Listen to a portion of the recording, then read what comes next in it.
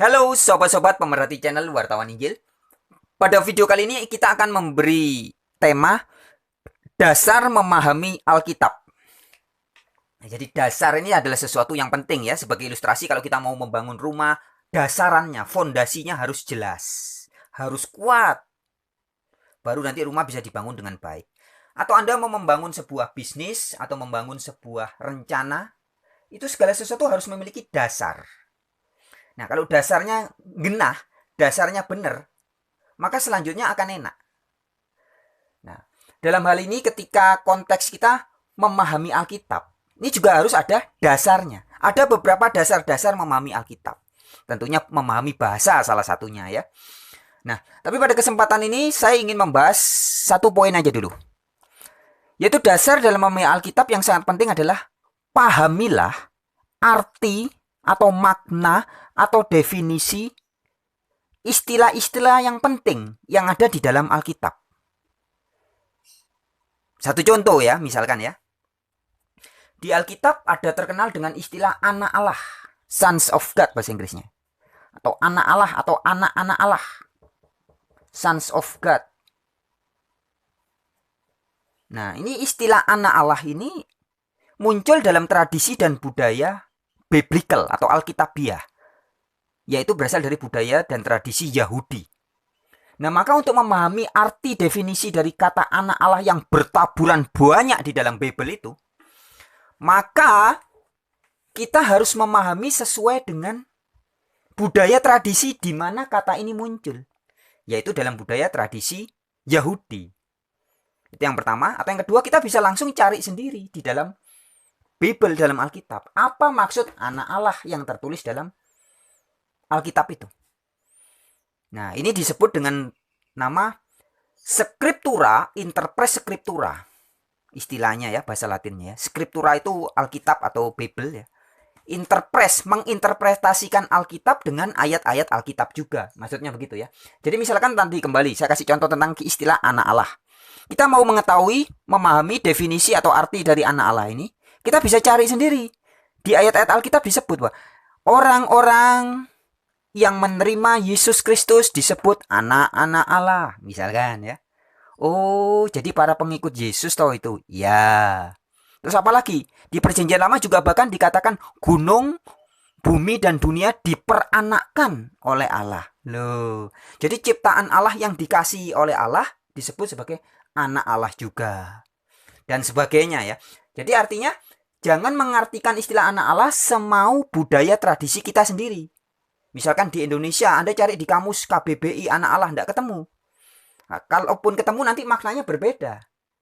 Ya. Nah, sahabat-sahabatku, pada kesempatan ini kita akan membahas dua kata penting yang banyak bertaburan di dalam Bible atau Biblos atau Alkitab. Yaitu kata Allah dan yang kedua kata Tuhan. Nah, ini sangat penting sahabat-sahabatku ya. Jadi dasar memahami Alkitab ada salah satu poinnya adalah paham arti atau definisi istilah-istilah penting yang sedang dibicarakan. Jadi kalau kita mau membahas kata Allah, di Alkitab kan banyak bertaburan kata Allah. Tapi kita tidak memahami arti atau definisinya, ini nanti bisa kacau balau.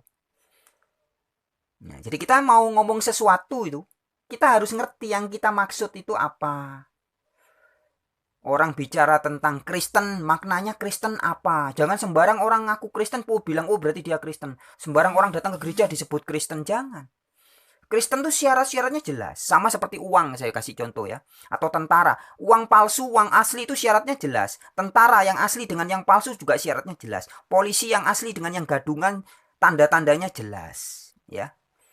Kemudian dokter yang asli dengan dokter gadungan juga kita bisa tahu kalau kita memahami syarat dan tanda-tandanya. Nah, baik, kita lanjut lagi kembali ke dua kata atau dua istilah dalam Alkitab yang sangat penting, yaitu Allah dan Tuhan. Apa sebenarnya definisi atau arti atau makna kata Allah yang banyak bertaburan di Bible ini? Nah, sahabat-sahabat bisa buka di kamus Strong ya. Buka di kamus Strong, sahabat-sahabat bisa memahami bahwa ternyata segala kata Allah yang muncul di dalam Bible, yang ada banyak banget itu, dalam bahasa Inggrisnya disebut God, bahasa Yunaninya Theos, bahasa Ibraninya Elohim. itu sedikitnya ya, memiliki 4 makna atau 4 arti. Jadi artinya ketika ada kata Allah di dalam satu ayat di Alkitab, itu bisa memiliki salah satu dari arti ini. Arti yang pertama bisa menunjuk kepada Sang Maha Kuasa. Jadi misalkan di dalam kitab Ulangan 10 ayat 17 Anda baca. Di Ulangan 10 ayat 17 ditulis bahwa Yehova atau Yahweh adalah Allah segala Allah. Loh, ada beberapa kata Allah di sini. Ada Allah segala Allah. Nah, ya. Jadi Allah di situ bisa bermakna Sang Maha Kuasa, bisa juga bermakna maksudnya sesembahan. Sembahan. Jadi Yahweh adalah sembahan dari segala Allah yang lainnya. Nah, Allah yang lainnya bisa bermakna apa? Bisa bermakna makhluk ilahi, bisa bermakna pembawa firman, bisa bermakna hakim-hakim. Dalam kitab Perjanjian Lama, hakim-hakim juga disapa sebagai Allah. Pembawa firman juga. Maka di dalam Keluaran 7 ayat 1, Nabi Musa ketika membawa firman kepada Fir'aun, Nabi Musa dikatakan menjadi Allah bagi Fir'aun. Jadi Musa itu juga disebut sebagai Allah atau Elohim bahasa Ibraninya, atau Theos bahasa Yunaninya, atau God bahasa Inggrisnya. Nah, ini pembawa firman. Yesus sebagai pembawa firman boleh tidak disebut sebagai Allah? Boleh. Mana ayatnya? Yohanes 10 ayat 34 sampai 35. Yesus sendiri mengatakan, kepada siapa firman disampaikan boleh disebut Allah atau Theos. Kemudian makhluk ilahi juga. Di dalam Mazmur 82 ayat 1, ayat 6 juga dikatakan para makhluk-makhluk surgawi disebut sebagai kamu semua adalah Allah. Loh. Ayat satunya, Mazmur 82 ayat 1. Maka Allah berdiri dalam sidang ilahi di antara para Allah. Para Allah berarti Elohim atau Theos atau God-nya atau Allahnya ada banyak. Nah, itu makhluk ilahi. Nah, jadi setiap kita membaca ayat-ayat Bible atau ayat-ayat Alkitab, kemudian ketemu kata Allah, kita harus ngerti ini konteksnya. Bisa-bisa dia menunjuk kepada Sang Maha Kuasa atau Sang Sesembahan, bisa juga menunjuk kepada makhluk ilahi, bisa juga menunjuk kepada pembawa firman, atau kepada hakim-hakim. Bahkan dalam surat 2 Korintus 4 ayat 4 ya, dikatakan iblis pun juga disebut Theos loh. Iblis, setan itu juga disebut termasuk golongan Theos atau ilah atau God atau Allah. Nah, ya, karena dia masuk dalam konteksnya makhluk ilahi di situ. Anak-anak Allah juga disebut para Allah. Ini istilah yang pertama, sahabat-sahabat. Ini amat sangat penting. Very important, ya. Sangat-sangat penting untuk dipahami. Baik, kita lanjutkan ya. Ada satu contoh ayat yang sangat penting, sangat terkenal ini di kitab Perjanjian Baru. Injil Yohanes pasal 17 ayat 1 sampai 3. Ayat 3-nya Yesus mengatakan, Bapa, engkaulah satu-satunya Allah yang benar. Nah, Yesus menyebut Bapa sebagai satu-satunya Allah yang benar. Nah, kira-kira Allah di Yohanes 17 ayat 3 ini menunjuk kepada apa? Hakim-hakim, pembawa firman, makhluk ilahi, atau Sang Maha Kuasa? Atau Sang Sesembahan? Nah, konteksnya jelas Yesus berbicara tentang Sang Maha Kuasa atau Sang Sesembahan. Jadi Allah yang muncul di Yohanes 17 ayat 3 ini adalah bermakna Sang Maha Kuasa. Demikian juga yang ada di, tadi sudah saya sampaikan ya, Ulangan 10 ayat 17. Yahweh adalah Allah dari segala Allah. Jadi Yahweh adalah Sang Maha Kuasa atau Sang Sembahan dari segala ilah atau Allah atau Theos atau Elohim lainnya. Ya. Jadi ini sangat penting sahabat-sahabat untuk dipahami. Pahami dulu definisi atau artinya. Sehingga ketika menemui ayat itu tidak bingung. Baru di Yohanes 1 ayat 1 misalkan Yesus disebut sebagai firman itu adalah Allah. Loh, Anda langsung mengartikan, loh, firman disebut Allah berarti firman itu adalah Sang Maha Kuasa. Salah, ya. Baru nanti membaca Keluaran 7 ayat 1. Musa disebut Allah. Loh, berarti Musa adalah yang Maha Kuasa. Ngawur itu ya. Nah, jadi ini harus dipahami. Oke sahabat-sahabat, sekarang kata yang kedua. Yaitu kata Tuhan. Yang dalam bahasa Inggris, Lord. Bahasa Yunani, Kurios. Bahasa Ibraninya, Adon. Atau Adonai. Adonai itu tuanku. Nah, kata Tuhan ini dalam bahasa Indonesia yang tertulis di Alkitab ini ya, sebenarnya berasal dari kata tuan. Dalam video-video yang terdulu sudah ada lebih dari 15 video saya membahas sejarah asal-usul kata tuan menjadi Tuhan. Ya. Di Indonesia itu kan ada utan menjadi hutan, utang menjadi hutang, maknanya sama ya. Tahun menjadi tahun, ada huruf H di tengah. Maknanya nggak berubah antara tahun dengan tahun. Nah, begitupun dengan tuan dengan Tuhan. Aslinya awalnya itu adalah dua kata yang bermakna sama, tidak ada perubahan. Jadi ya, Tuhan dan tuan. Nah, ini dibuktikan di dalam Alkitab berbahasa Indonesia, baik tuan maupun Tuhan dalam bahasa Inggris diterjemahkan dengan satu kata, yaitu Lord. Dan dalam bahasa Yunani, Kurios, dalam bahasa Ibrani, Adon. Atau bisa juga kita balik dengan lain kata. Kata Tuhan yang ada di Alkitab bahasa Indonesia itu berasal dari terjemahan bahasa Inggrisnya Lord, bahasa Ibraninya Adon, bahasa Yunaninya Kurios. Ya. Jadi semua kata Tuhan yang ada di kitab Perjanjian Baru, misalkan Anda buka Alkitab Perjanjian Baru, semua kata Tuhan itu berasal dari kata Kurios ini. Nah, apa makna Kurios ini? Nah, harus dipahami. Pahami arti dan definisi istilah-istilah penting. Jadi kita harus paham dulu, ngomong Tuhan, ngomong Lord, ngomong Kurios. Tapi tidak ngerti maksudnya kan lucu ya. Bahkan bisa menyesatkan. Baik, kita pahami dulu makna Lord atau Kurios atau Adon atau Tuan yang ada di Alkitab. Itu maknanya adalah pemimpin.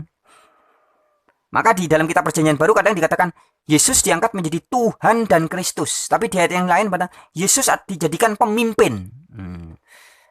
Jadi sebenarnya maknanya sama. Ya. Maka dalam bahasa Jawa juga ada istilah Gusti. Yesus juga bisa disebut sebagai Gusti, ya, pemimpin. Atau junjungan.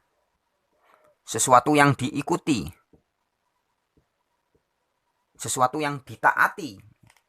Penguasa atau raja atau pemilik. Jadi makna dari kata Lord atau Kurios atau Adon atau Tuhan ini bisa bermakna ini.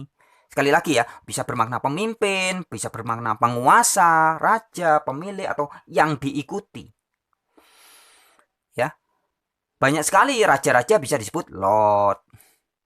Pangeran-pangeran zaman dulu bisa disebut sebagai Gusti, Gusti Prabu, Gusti Putri, ya, dan sebagainya.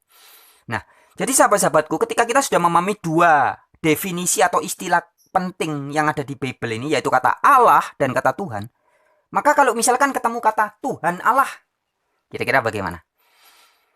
Ya, Tuhan Allah ya artinya Allah sang pemimpin. Nah, jadi Tuhan dan Allah ini yang ada di Bible atau di Alkitab, ini bermakna sebagai apa? Gelar. Sang Maha Kuasa bergelar Allah. Makhluk-makhluk ilahi juga bergelar Allah. Pembawa atau penyampai firman, penerima firman juga disebut bergelar Allah. Hakim-hakim juga bergelar Allah. Jadi ini maknanya gelar. Begitupun dengan Tuhan. Maka di dalam 1 Korintus 8 ayat 6, Paulus mengatakan, bagi kita hanya ada satu Allah saja, yaitu Bapa. Tapi sebelumnya di ayat 5 Paulus mengatakan, memang ada banyak yang bisa disebut Allah dan Tuhan, baik di sorga maupun di bumi. Jadi pihak yang bisa disebut sebagai Allah atau Tuhan, baik di langit dan di bumi itu ada banyak. Menurut 1 Korintus 8 ayat 5. Tetapi di ayat 6-nya ditegaskan, namun bagi kita hanya ada satu Theos, satu Allah saja, yaitu Bapa. Jadi jelas ketika Yesus berbicara tentang Allah yang benar, Yohanes 17 ayat 3, Yesus menunjuk pada Bapa. Begitupun dengan Paulus, ketika Paulus menyebut siapa Allahnya Paulus, siapa Allahnya orang Kristen, siapa Allahnya murid-murid Yesus. Ayatnya di 1 Korintus 8 ayat 6.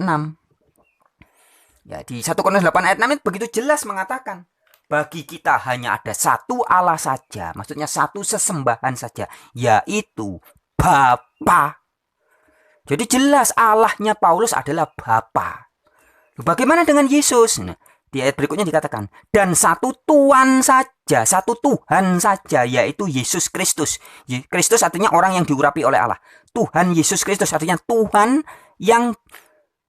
Yesus yang diurapi oleh Allah. Siapa yang mengurapi Allah? Siapa Allah? Bapa. Yesus apa? Tuhan, pemimpin. Jadi Yesus adalah pemimpinnya Paulus. Yesus adalah gustinya, adalah orang yang diikuti atau ditaati oleh Paulus.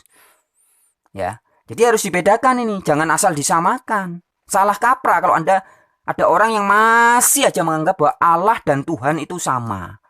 Kemudian Allah di Alkitab itu semuanya sama. Salah. Ya. Allah di Alkitab itu bisa bermakna sedikitnya. Minimal, ya bisa lebih. Minimal di dalam kamus Strong dikatakan bisa menunjuk kepada Sang Maha Kuasa, makhluk ilahi, pembawa firman atau hakim-hakim. Sedangkan kata Tuhan atau Lord atau Kurios atau Adon, seperti ini tadi saya sampaikan ya, bisa bermakna pemimpin, gusti, junjungan, raja, pemilik, orang yang ditaati. Nah, jadi jangan bingung lagi kalau bilang, Tuhan kok mati? Nah, berarti Anda tidak mengerti makna Tuhan. Tuhan, Lord, Kurios kok mati? Ya memang mati, kenapa? Yang tidak bisa mati itu adalah Sang Maha Kuasa. Allah kalau dimaknai sebagai Sang Maha Kuasa, ini nggak bisa mati. Ya, tapi kalau Allah dimaknai sebagai hakim-hakim juga bisa mati. Nah, begitupun dengan Tuhan. Nah, Allah pasti Tuhan, Allah pasti pemimpin, pasti penguasa. Tapi tidak setiap orang yang disebut penguasa maka dia adalah Allah, tidak. Ya. Baik sahabat-sahabat, sekian pada video kali ini. Kita jumpa lagi di video-video yang berikutnya. Semoga bermanfaat. Terima kasih buat siapapun yang memperhatikan video ini. Dari saya, wartawan Injil untuk dunia. Shalom.